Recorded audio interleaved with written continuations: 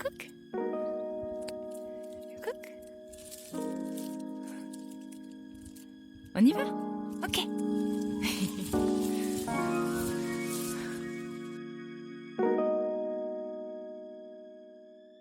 Le Shiba Inu est peut-être l'un des chiens les plus connus d'internet, avec sa collection de mèmes assez impressionnante, mais pas seulement, puisqu'effectivement il gagne également en popularité dans la vraie vie, avec un nombre de naissances qui a plus que doublé dans l'espace de seulement 4 ans. Alors comment expliquer un tel succès? Bon, je pense que personne ne peut louper le fait qu'il est extrêmement mignon. Il y a peut-être aussi un youtubeur qui a participé à sa popularité en adoptant un Shiba il y a quelques années, mais bon, on n'en dira pas plus. L'important par contre, c'est de savoir que, avant de craquer pour sa boue trop mignonne et son look de renard, il est bon de se renseigner en amont sur ses spécificités, parce que c'est un chien qui effectivement a quelques particularités, on va pas se le cacher, et donc il ne conviendra pas forcément à tout le monde. Donc évidemment, vous l'aurez compris, le but de la vidéo, ça va être de voir un petit peu en détail ses particularités, et voir si éventuellement il pourra vous convenir. Pour ce faire, nous serons accompagnés par des images d'une qualité, vous l'avez remarqué, exceptionnelle, et bien sûr par mon cher ami qui est mon cher petit Shiba que j'ai adopté maintenant il y a presque 2 ans, et qui s'appelle Phobos. Allez, on est parti! C'est une race qui à l'origine était utilisée par les Japonais pour chasser et qui a failli disparaître à l'introduction en fait de chiens de chasse anglais, donc notamment des setters, qui étaient drôlement plus faciles à dresser. Son nom est donc composé en 2 parties, on a Inu qui veut dire chien, et Shiba, dont l'étymologie est un peu controversée, mais qui globalement signifie soit petit, soit broussaille, donc petit chien ou chien des broussailles. Alors si on regarde juste les photos comme ça, on pourrait croire que le Shiba c'est un chien qui est assez grand, mais en fait non, il sera plutôt considéré comme de taille moyenne. Vous voyez par exemple là c'est une photo avec un Akita, c'est pas son bébé, et donc c'est une race cousine en fait au Shiba qui ressemble beaucoup, mais qui n'a pas du tout la même envergure. Le Shiba en fait il fera au maximum entre 10 et 13 kg hein, en fonction effectivement si c'est une femelle ou un mâle, et il n'excédera pas normalement les 43 cm au garrot pour les mâles. Donc c'est par exemple pour Phobos. Phobos fait justement 43 cm au garrot, et il pèse 11 kg.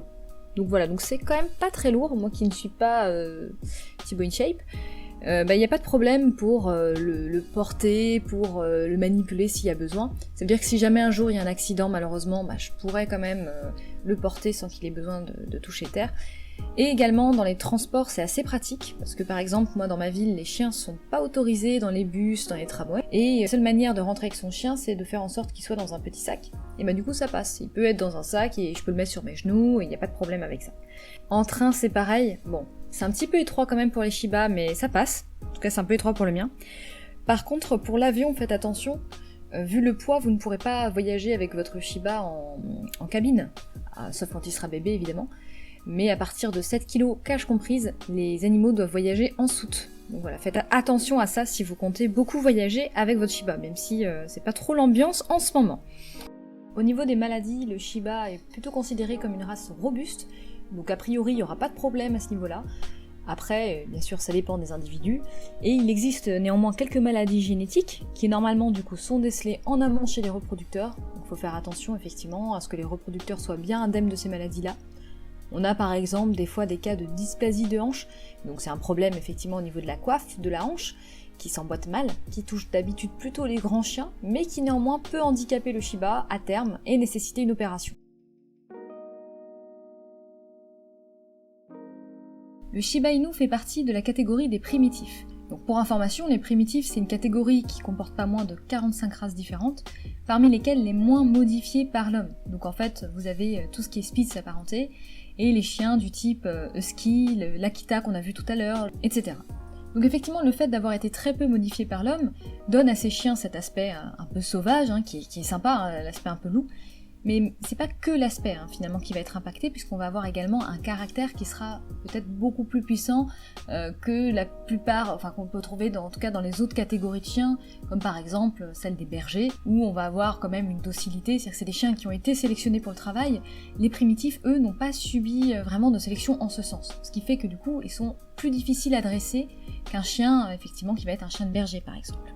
Ils conservent donc des instincts qui vont être très puissants, qui vont du coup faire que ces chiens-là vont être en général un peu plus méfiants, ils auront tendance à être plus indépendants également que les autres, Ils auront donc les instincts de chasse qui seront très développés, ainsi que des instincts de garde. C'est ce point-là, à mon avis, qui peut vraiment faire basculer votre envie ou non d'avoir un Shiba. Si vous n'êtes pas prêt à passer du temps dans l'éducation, je pense qu'il faut vraiment passer votre chemin. Si vous attendez également à avoir un berger qui obéit au doigt et à l'œil, je pense que ça va être compliqué aussi. Parce qu'en effet, le Shiba, il va être peut-être un peu plus difficile à dresser que les autres. Il demandera au maître vraiment une certaine rigueur, une certaine patience, et tous simplement n'ont pas forcément envie de faire ce travail-là. Certains ont peut-être envie d'avoir un chien qui sera un peu plus facile, et ça se comprend très bien. Ceux qui sont prêts au contraire à mettre dans le travail du coup de la cohérence, de la patience, a priori, si en plus vous aimez l'éducation et les défis, comme moi par exemple c'est mon cas, vous devriez être amplement satisfait par le Shiba, ça y a pas de souci, je vous le garantis. Pour toutes les raisons qu'on vient d'évoquer, souvent sur internet on voit qu'on conseille pas trop aux gens de prendre le Shiba comme premier chien. Bon, personnellement, Phobos c'est mon premier chien, et y a pas de souci, ça se passe très bien, donc pour ce qui me concerne, je le déconseille pas du tout. À partir du moment où on se renseigne sur la race et qu'on est prêt à offrir un cadre de vie qui lui convient, je vois pas où est le problème.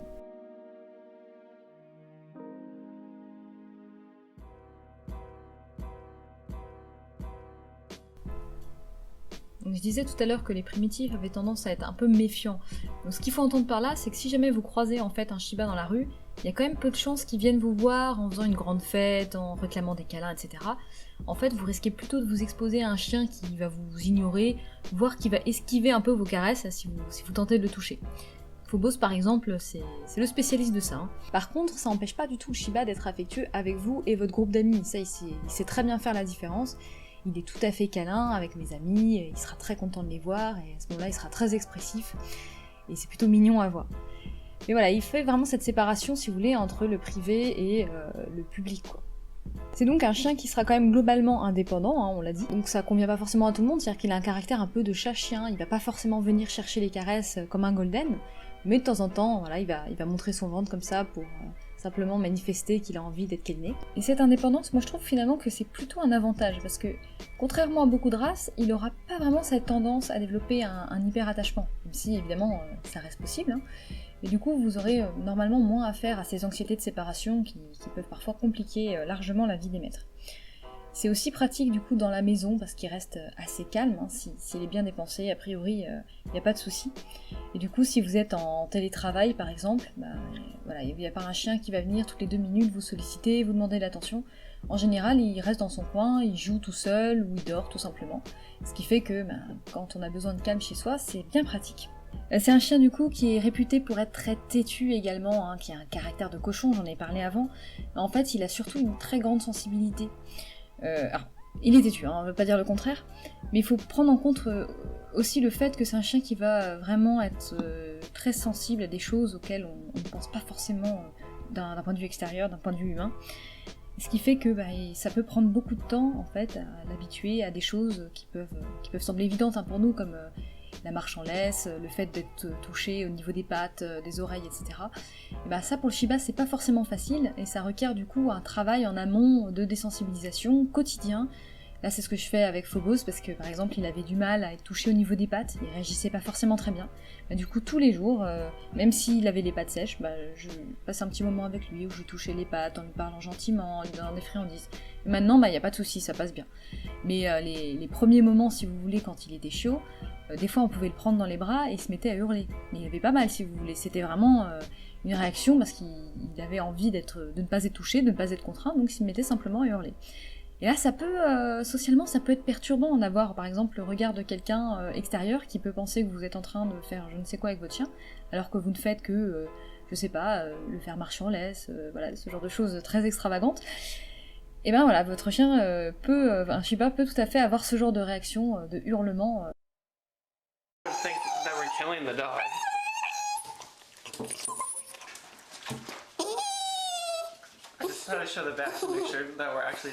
Imaginez ça, mais simplement quand vous essayez de le faire marcher en laisse. Moi, c'est ce qui m'est arrivé personnellement, et pourtant, voilà, c'est un chien qui vient d'un élevage, qui n'a pas eu de traumatisme ni rien.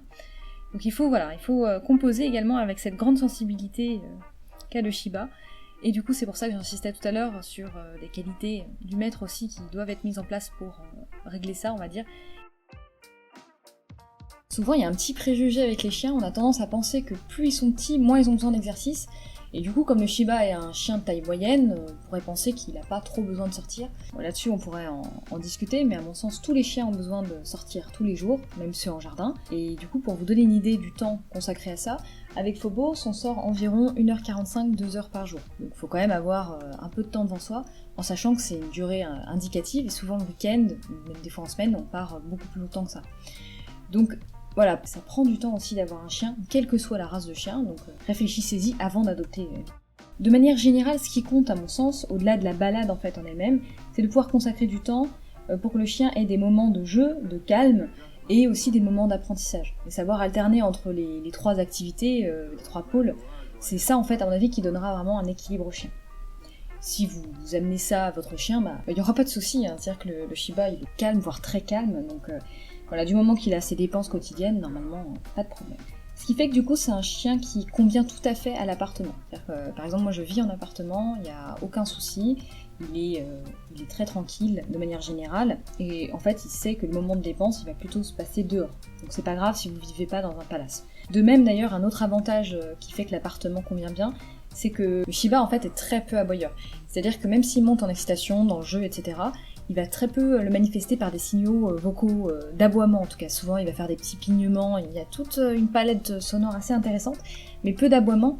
Et du coup, finalement, les choses qui peuvent déranger le plus les voisins, les aboiements intempestifs, tout ça, vont être assez peu présents. Donc c'est pratique, surtout si on travaille chez soi. Bon, par contre, il aboie quand même un petit peu, notamment pour garder la maison. C'est-à-dire que quand il va entendre un bruit inhabituel dans le couloir, par exemple, il va généralement lancer un ou deux aboiements, le temps de m'avertir, et si je lui dis c'est bon, il s'arrête tout de suite, quoi.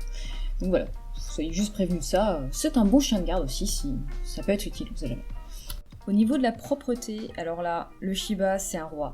C'est-à-dire qu'en fait, Phobos, il n'a jamais eu d'accident à la maison. Jamais. Ce n'est jamais arrivé. Même au début, quand il était chiot. C'est-à-dire qu'en fait, chez l'éleveuse, il était déjà propre à 5 semaines.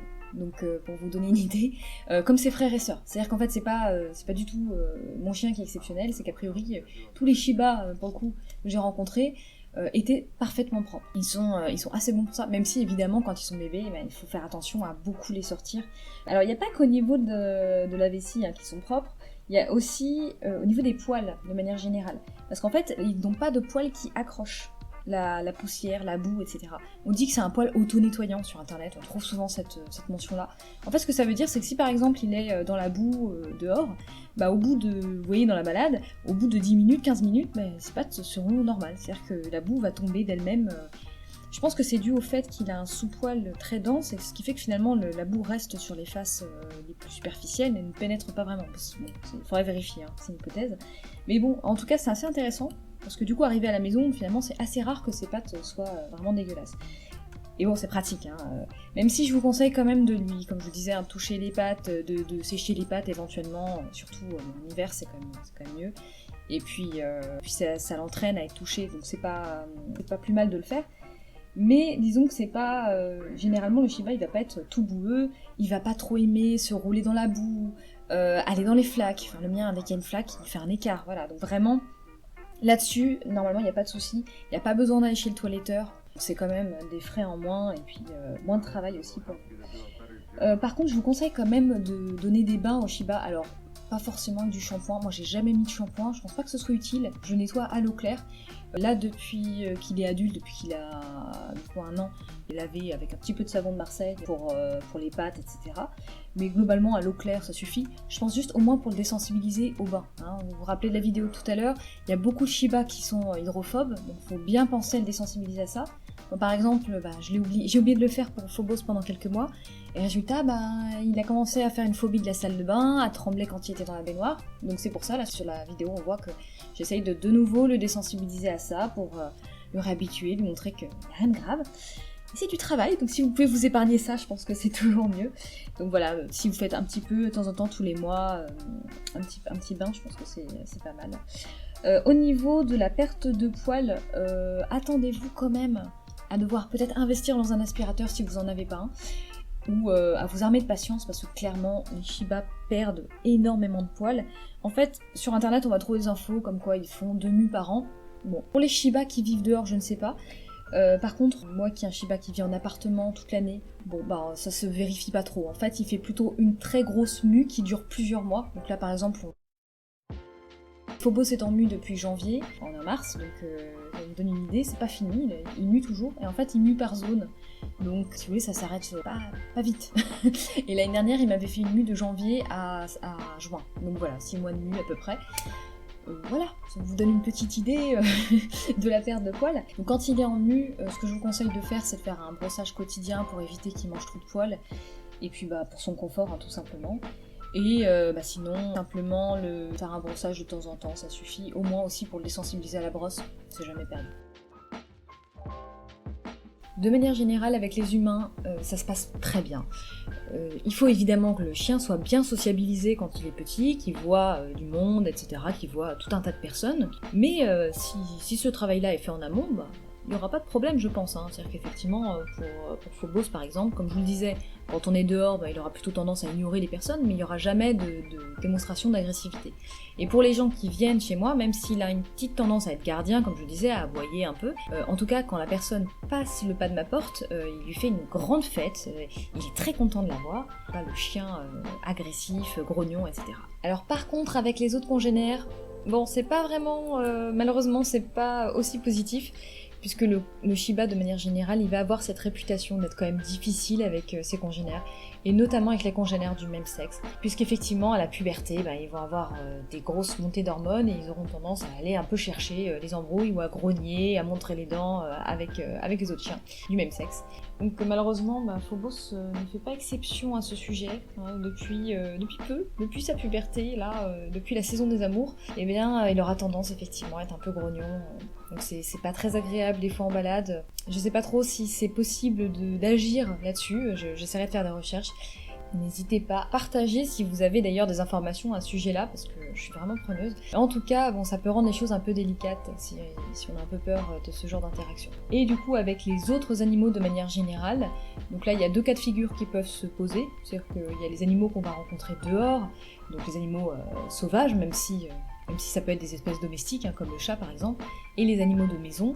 Alors pour les animaux qu'on rencontre dehors, Phobos il aura quand même plutôt tendance à être dans un style de chasse, de traque, il aime beaucoup aller chasser les oiseaux, les petits reptiles, etc. Après, il fait quand même une différence entre les animaux. Par exemple, il y a des chats souvent qu'on rencontre dehors, il va plutôt avoir tendance à être dans le jeu avec eux. Pareil pour les hérissons. Bon, après, biologiquement, il y a peut-être des choses qui expliquent qu'il n'est pas très envie de s'attaquer aux hérissons, mais voilà, globalement, il adore les trouver, les traquer, mais il va rarement aller vraiment à l'attaque, quoi.